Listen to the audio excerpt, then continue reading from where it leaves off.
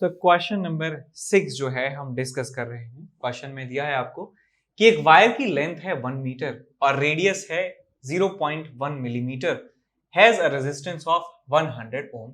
We have to find the resistivity of the material. तो wire यदि कहीं भी लिखा है तो आप बाय डिफॉल्ट मानेंगे कि सिलिंड्रिकल उसका शेप है और क्रॉस सेक्शनल एरिया जो है वो सर्कुलर है। और ये कुछ इस तरीके का वायर है हमारे पास, और वायर की लेंथ के अलोंग जो है वो करंट फ्लो हो रहा है। करंट इस तरीके से इस वायर में फ्लो हो रहा है, करंट की डायरेक्शन है ये, यानी इस क्रॉस सेक्शनल एरिया से करंट जो है, चार्ज जो है वो पास हो रहे हैं।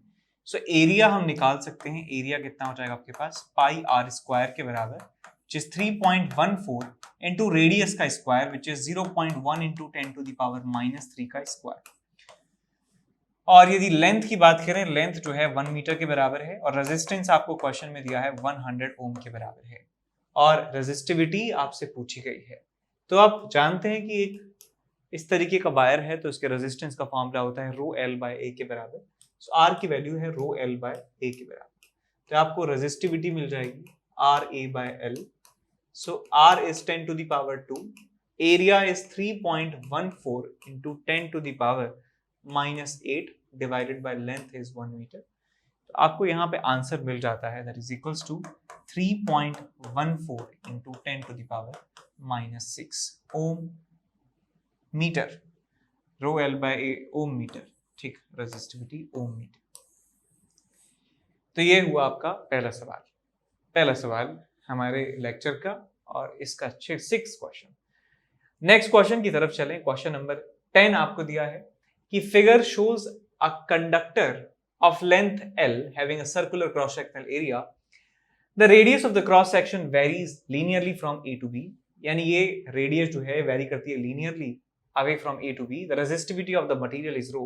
Assuming that B minus A is less than L, find the resistance of the conductor. तो B minus A is less than L, इसका मतलब क्या है? पहले तो B minus A फाइंड कीजिए। b माइनस ए का मतलब है ये वाला distance, this distance is b minus a, और ये जो लेंथ है ये लेंथ है। आप कह रहे हैं कि लेंथ बहुत ज्यादा है, b माइनस ए बहुत कम है, और tan थीटा आप जानते हैं क्या होता है। यदि ये एंगल जो है थीटा के बराबर है, मान लूं थीटा की वैल्यू जो है हो जाएगी b minus A divided by l, यानी कि थीटा जो है बहुत ज्यादा छोटा है। Theta is very very small, theta very very small, इसका मतलब है कि ये जो स्लैंट है, ये जो इसका स्लोप है इस लाइन का, इस लाइन का स्लोप जो है वो बहुत बहुत छोटा है, बहुत बहुत छोटा स्लोप है इस लाइन का। तो हमें रेजिस्टेंस निकालना है कितना होगा। तो आप देख सकते हैं क्लियरली कि यहाँ पे जो क्रॉस सेक्शनल एरिया है वो अलग अलग है। यहाँ पे पाई ए स्क्वायर है, यहाँ पे cross sectional area pi B square है, और यहाँ पर कुछ और है, अलग अलग जगह अलग अलग क्रॉस सेक्शनल एरिया। इसका मतलब छोटे छोटे पार्ट का जो रेजिस्टेंस है वो अलग अलग होगा। तो यहाँ पे मैं क्या करने वाला हूँ, इस पूरे क्रॉस सेक्शनल एरिया को मैं छोटे छोटे पार्ट्स में डिवाइड करूंगा। उससे पहले मैं एक प्री रिक्विजिट करना चाहता हूँ। यहाँ पे प्री रिक्विजिट क्या है कि ये हमारे पास है सिलेंडर, ठीक, ये सिलेंडर है सर, सिलेंडर।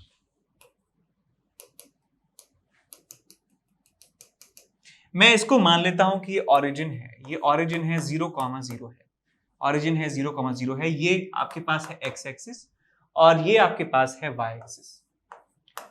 ये वाली जो डिस्टेंस है ये ए के बराबर है और ये वाली जो डिस्टेंस है ये बी के बराबर है। तो मैं इस लाइन की इक्वेशन लिखना चाहता हूं। मैं मान लूं कि एक लाइन है, इस लाइन की इक्वेशन लिखना चाहता हूं मैं, कितनी होगी इस ऑरिजिन के रिस्पेक्ट में। तो आप यहाँ पे लिख सकते हैं कि y is equal to mx plus c वाले फॉर्मूले से मैं इसका स्लोप लिखने वाला हूँ। इसका स्लोप देखिए कितना होगा, स्लोप का मतलब ये वाला एंगल थीटा, थीटा को लिख सकता हूं मैं this distance divided by this distance. तो ये कितना है बेटा b माइनस ए, ये कितना है आपके पास l, so b minus A divided by l, आपको इस लाइन की इक्वेशन मिल जाएगी b minus A by l plus c, c is y intercept which is a। तो आपको यहाँ से y की वैल्यू मिल जाती है, यहाँ पे x हो रहेगा, y is equal to b minus a into x by l plus a. अब मैं एक एलिमेंट ले रहा हूं यहाँ पर, मैं एक एलिमेंट ले रहा हूं यहाँ पर सर्कुलर क्रॉस सेक्शनल एरिया का, और यहां से इसका डिस्टेंस मैं मान लेता हूं x दूरी पर है और ये जो रेडियस है इसका या डिस्टेंस इसका y कोऑर्डिनेट है, ये y के बराबर में मान लेता हूं, और y और x में जो रिलेशन है वो ये होगा, ये हम क्लियरली कह सकते हैं। ठीक बात, y और x के बीच में रिलेशन मुझे पता चल गया। तो मैं इसका एरिया ऑफ क्रॉस सेक्शन लिख सकता हूं, इसका एरिया ऑफ क्रॉस सेक्शन लिख सकते हैं पाई इंटू वाई स्क्वायर के बराबर, इसका क्रॉस सेक्शनल एरिया है।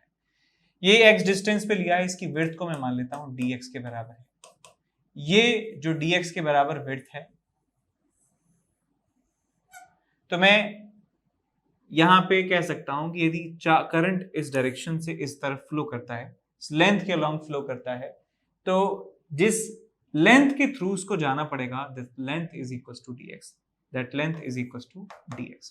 वैसे dx जो है वो होना चाहिए ये, और ये होना चाहिए आपके पास dl। ये dl होगा, ये dx होगा, लेकिन क्वेश्चन में कहा है कि स्लोप बहुत बहुत कम है, तो मैं इस dl को इस dx के बराबर मान लेता हूं, मैं इस dl को dx के बराबर मान लेता हूं। तो ये लेंथ जिसके थ्रू करंट जा रहा है that is equal to dx। तो मैं इस छोटे से पार्ट का रेजिस्टेंस लिख सकता हूं, dr is equal to rho into L divided by A, pi Y square. आप दोनों तरफ इंटीग्रेशन यदि हम कर देंगे तो हमें पूरा रेजिस्टेंस मिल जाएगा। क्यों मिल जाएगा? क्योंकि ऐसे जितने भी एलिमेंट्स हम बनाएंगे, ऐसे जितने भी एलिमेंट्स हम बनाएंगे, उन सारे एलिमेंट्स के रेजिस्टेंस का सम हमें इंटीग्रेशन देता है। और हम ये भी कह सकते हैं कि ये सारे रेजिस्टेंस सीरीज में लगे हुए हैं, तो हमें अंत में सम ही निकालना है इन सारे रेजिस्टेंसेस का, यानी कि dr का समीशन हमें करना है यहां यहां यहां यहां यहां यहां यहां यहां यहां से लेके यहां तक। जितने भी आपको एलिमेंट बनेंगे, उन एलिमेंट के जितने भी छोटे छोटे रेजिस्टेंसेस होंगे, उन रेजिस्टेंस का जो समीशन है that will be equal to the R equivalent of this whole system. तो हमें ये वैल्यू निकालनी है, और dx है यहाँ पे और यहाँ पे y है, दोनों ही वेरिएबल है। तो हमें पहले y और dx को थोड़ा सा हमें इनको होमोजेनाइज करना होगा, इस इंटीग्रेशन को। तो dx और dy में कैसे रिलेशन निकालें, देखिए ये हमारे पास है, इसको डिफरेंशिएट कर देंगे तो dy बाय dx यहाँ से निकालें तो आपको मिलेगा dy by dx is equal to b minus a divided by l into 1 plus 0। तो dy बाय dx की वैल्यू हो गई आपके पास b minus a by l के बराबर। तो यहां से dx की वैल्यू आप निकाल सकते हैं, dx is equal to l upon b minus a into dy। dx is equal to l upon b minus a into dy। तो आपको यहाँ पे मिल जाएगा rho into l upon b minus a into dy, यही है l upon b minus into dy। तो यहाँ मिलेगा आपको पाई वाई स्क्वायर, और इंटीग्रेट करेंगे यहाँ पे y में लिमिट लगाएंगे आप a से लेके b तक, तो आपको R इक्विवेलेंट पूरे सिस्टम का मिल जाएगा। तो यहाँ से जितने भी कांस्टेंट टर्म्स हैं उनको बाहर निकाल लीजिए। सो रो l upon pi into b minus a बाहर आ जाता है, आपको मिलेगा y की पावर -2 इंटू dy। इंटीग्रेशन करेंगे a से लेके b तक, y की पावर -2 का इंटीग्रेशन y की power -2 plus 1 divided by -2 plus 1। So minus of 1 upon y आपको यहाँ मिलेगा, लिमिट लगाएंगे आप यहाँ से a से लेके b तक, और यहाँ पे मल्टीप्लाई हो रहा है रो l by pi into b minus a, आपके पास है r की वैल्यू। तो यहाँ आपको मिल जाएगा b बड़ा है ना, b बड़ा है, तो ये मिल जाएगा 1 upon b minus 1 upon a, minus है आगे, और मल्टीप्लाई हो रहा है रो l upon b minus a into pi. Minus को एब्जॉर्ब करा देंगे तो आपको मिल जाएगा 1 upon a minus 1 upon b, और यहाँ मिलेगा रो l upon pi into b minus a, और सिंप्लीफाई कर सकते हैं, इसको लिखेंगे b minus a divided bye ab, और यहाँ आ जाएगा आपके पास रो l upon pi into b minus a। b minus a से b minus a cancel out हुआ, रो l अपॉन पाई ab आपको यहाँ पे मिल जाता है टोटल रेजिस्टेंस। टोटल रेजिस्टेंस आपको यहाँ पे मिल जाएगा। इसके बाद हम चलते हैं अगले सवाल की तरफ, क्वेश्चन नंबर 12। इसमें आपको इलेक्ट्रिक फील्ड कैलकुलेट करना है कॉपर वायर के अंदर, जिसका cross sectional area 2 millimetre square है, करंट कैरी करता है 1 एम्पियर के बराबर, रेजिस्टिविटी है 1.7 into 10 to the power -8 ohm metre के बराबर। तो हमने एक फॉर्मूला पढ़ा है कि E is equals to rho into J, E बराबर रो जे, आप ऐसे इसे याद रख सकते हैं। E मतलब electric field in the conductor, rho का मतलब रेजिस्टिविटी ऑफ द कंडक्टर, और जे का मतलब current density, current upon area in that particular conductor. तो यहाँ पे आप इलेक्ट्रिक फील्ड निकालना है, E लिख देंगे। रेजिस्टिविटी दी है क्वेश्चन में already 1.7 into 10 to the power -8 into J is current upon area. Current कितना है आपके पास 1 एम्पियर और एरिया कितना है 2 मिलीमीटर स्क्वायर। इसको ऐसा यूनिट्स में कन्वर्ट करना जरूरी है। 1 मिलीमीटर में 10 टू द पावर -3 मीटर के बराबर होते हैं, तो 1 मिलीमीटर स्क्वायर में 10 टू द पावर -3 का square 10 to the power -6 metre square के बराबर मीटर मिलीमीटर स्क्वायर में इतने मीटर स्क्वायर होंगे। तो अब इसे ऊपर ले जाइए, -6 का +6 बन जाएगा, तो 1.7 इंटू 10 टू द पावर -2 आपको यहाँ पे आंसर मिल जाएगा इलेक्ट्रिक फील्ड का। इलेक्ट्रिक फील्ड का आंसर मिल जाएगा। ठीक है, इसके बाद हम चलते हैं अगले सवाल की तरफ। क्वेश्चन नंबर 14 डिस्कस कर रहे हैं। इसमें दिया है कि रेजिस्टेंस एक आयरन वायर का कॉपर वायर का 20 डिग्री सेल्सियस पर 3.9 और 4.1 ओम के बराबर है respectively. At what temperature will the resistances be equal. किस टेम्परेचर पर रेजिस्टेंसेस इनके बराबर होंगे, और temperature coefficient of resistivity of iron is 5 into 10 to the power -3 और कॉपर के लिए दिया है इतना।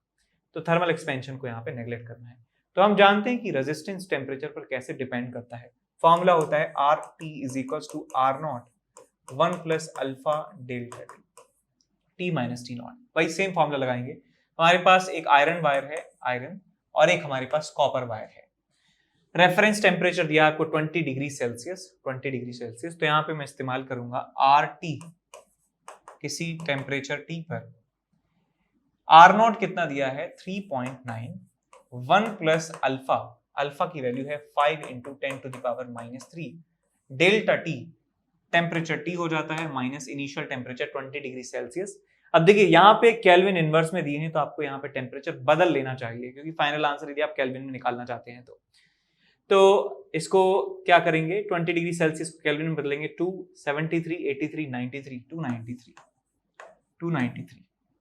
ये हमारा टेम्परेचर है, ये हमारा रेजिस्टेंस है उस पर्टिकुलर टेम्परेचर पर, और ये बराबर होना चाहिए कॉपर के टेम्परेचर के बराबर उस पर्टिकुलर टेम्परेचर पे। तो ये मिल जाएगा आपके पास 4.1 into 1 plus alpha 4 into 10 to the power -3 into delta T minus 293।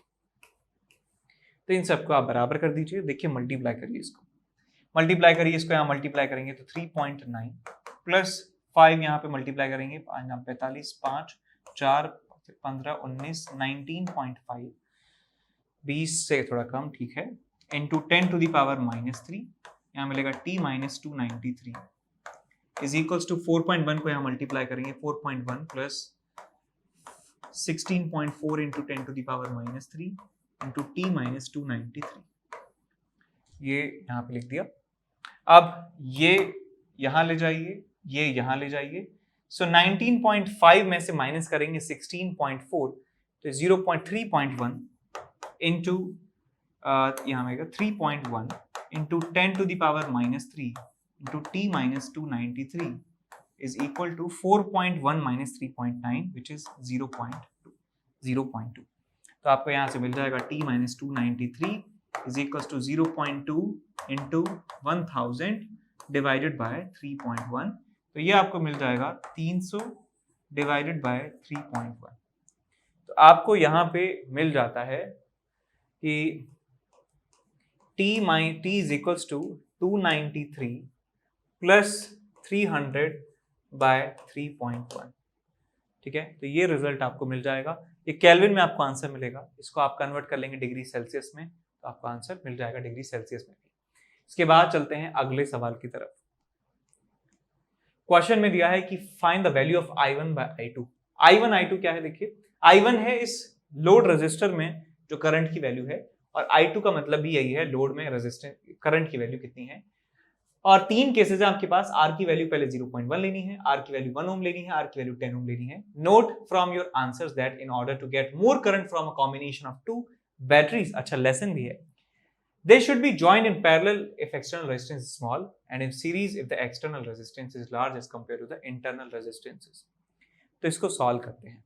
तो यहाँ आप देख सकते हैं कि जो बैटरीज हैं, इसको बैटरी है, इसका इंटरनल रेजिस्टेंस मान सकते हैं, बैटरी इसका इंटरनल रेजिस्टेंस, और ये दोनों सीरीज कॉम्बिनेशन में लगे हुए हैं। बैटरी इंटरनल ये दोनों पैरेलल में लगे हुए हैं। दोनों ही कॉम्बिनेशंस का आपको फॉर्मूला याद होना चाहिए। सीरीज कॉम्बिनेशन में यदि बैटरी लगी है तो उसका इक्विवेलेंट ईएमएफ होता है E1 + E2, माइनस भी हो सकता है, पोलैरिटी पे डिपेंड करता है, और इंटरनल रेजिस्टेंस उनके सीरीज में जुड़ जाते हैं R1 + R2। और यदि पैरेलल में बैटरीज लगी हैं तो उनका इक्विवेलेंट ईएमएफ होता है E1 by R1 plus E2 by R2 divided by 1 upon R1 plus 1 upon R2 और उनका इक्विवेलेंट रेजिस्टेंस जुड़ता है 1 upon R equivalent is equals to 1 upon R1 plus 1 upon R2।